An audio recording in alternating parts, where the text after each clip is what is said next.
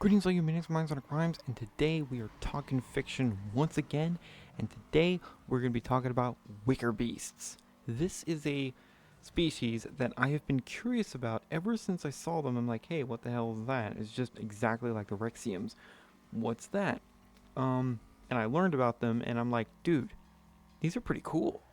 So I have to state the obvious. This is made on the internet, and it technically is linked to the furry fandom. But again, just like every single species that I've covered thus far, doesn't need to be in the furry fandom to be in its own thing, and could totally work in its own media. I could definitely see these guys in a fantasy setting, and in fact, the browser game for Villa, Wickerbeasts are a thing. Um, anyway, let's talk about them. Unfortunately, there really isn't a whole lot about Wicker Beasts, and that's really unfortunate. We get a good overview of their biology. Basically, they're tanky boys. Like, they are built. Like, they are very, very strong. So, first things first, I want to cover is the origins. Now, the canon that they follow is called Ozva. I'm pretty sure that's also sort of the realm that they come from, Ozva. Um, as far as I could tell, there's not a lot of information. It's adjacent to our realm. But the main thing that we have with the Wicker Beasts is their biology. We get talk about their markings, um, and in biology, we get to talk about their muscular system. They're extremely strong creatures. Like, these guys aren't just big to be big, they are very strong. So that's cool. And there's quite a lot of different types. So there's a decent variety of types that you can pick from to make a character off of, and they're all pretty cool. They have different sort of things about them, and also going off by this height chart, the hybrids can be like 15 feet tall, and the smallest ones are about 5-ish feet tall. That is a big range, and the normal, just standard everyday Wicker Beast is like 6 feet tall, if not a little bigger. So yeah, they're pretty big. There's a lot of variety, a lot of size difference going on. There's only one type that can kind of glide, and that's kind of it. There's one that lives in the swamp, one that lives in the mountains, all that other stuff. So how they reproduce is they lay eggs. So obviously they do the birds and bees thing, and then they lay eggs. A normal wicker will lay 5 to 6 eggs in a clutch, and a wicker will have 2 to 5. Okay. They also take 14 to 40 days to hatch, which, and also the gestation periods for mainlanders are 3 to 4 weeks, with swamp ones being about 2 weeks. So they produce a lot of themselves really fast, and also they have a lifespan. All wicker beasts I basically think have the same lifespan of 150 to 200 years. So yeah, they produce a lot of themselves, and they're going to be around for a long time. So that's cool. But I guess this kind of brings the end to this episode of Talking Fiction, because I'm being serious. I'm going to leave the link in the description below. There's no, like, story lore right now. There's nothing.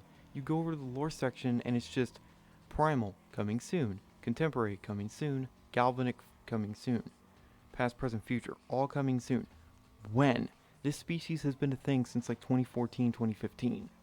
Where's all the stories? Did the creators just make this species for people to make characters or personas or VR chat avatars and never touched it? And before the creator or the current lore writer comments on this video like, hey, I'm working on it, it's just taking a really long time. Um, if that's the case, I understand. I'm a writer myself, and I have writer's block like you wouldn't believe. It's my biggest weakness. Um, I hate it so much. But oh my god, I really, really hate it when there's species like this that are so cool and interesting, but there's no substance. It's also one of my main problems with the Rexiums. They're cool. It's just there needs to be more. I think I'm too used to the Villas wiki with Sargles, Nivrines, and Gunders. I've already done a video on the Villas wiki, on the Villas universe. That thing is massive, massive. But yeah, it's just really unfortunate that Wickerbeasts just don't have too much going on right now. Sure, we know about their biology, which is a great start. We know how they reproduce, we know how long they live, basic structure of each of the species, but when the species breeds of Wickerbeasts, but we don't really know much about the world.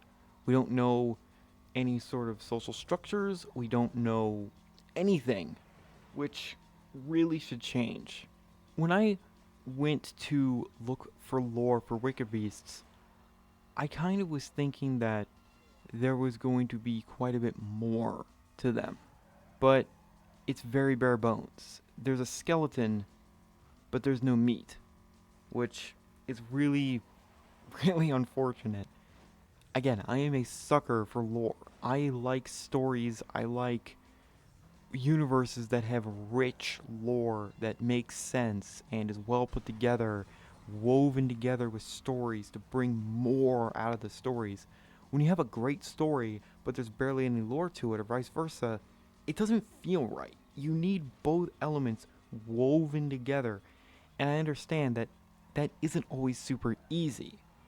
But if done right, and most people have done it right with a few species, like the protogens, it's really nice. Although I do disagree with some of the things in the Persian lore. I feel some of it's way too sci-fi or way too, loosey-goosey with terms and things like that. But I'm not going to talk about that today. Anyway, that's the Wicker Beasts. They're big, they're cool, there's different varieties of them. One of them is super small, the other is an absolute fucking gargantuan behemoth.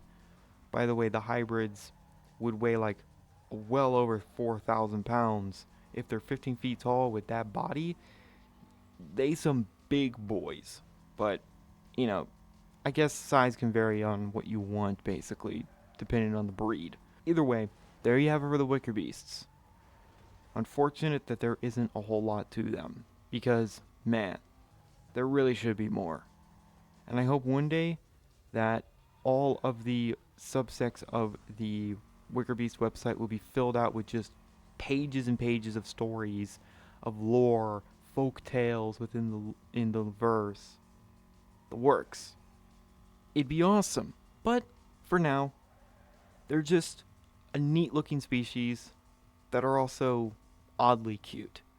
So thank you guys so much for watching, and remember, in Trilby, we trust.